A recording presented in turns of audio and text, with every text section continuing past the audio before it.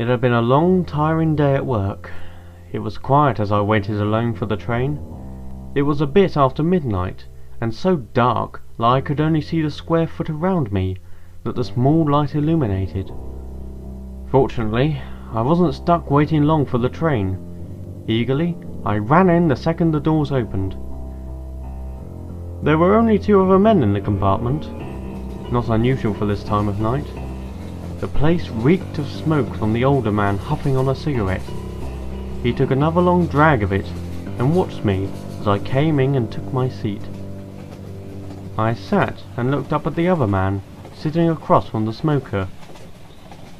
He was only about 5 seats away, but his face was hidden by his hood, so I had trouble making out his features.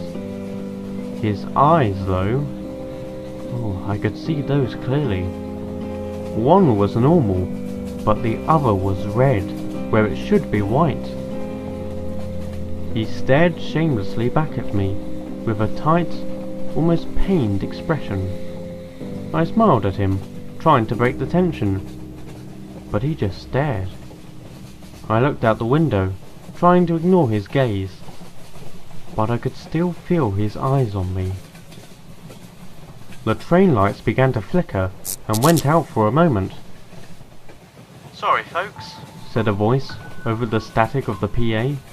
"We're going to get a maintenance on that in the morning. We apologise for any inconvenience."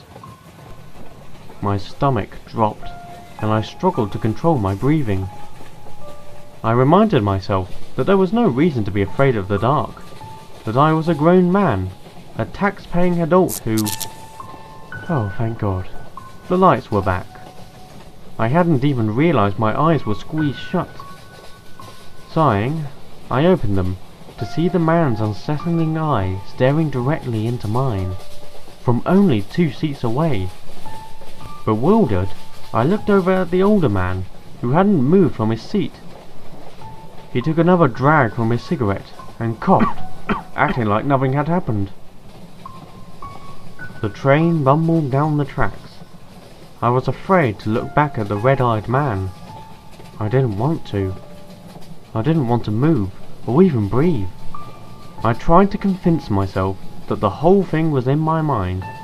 Maybe I was just tired from a long day of work.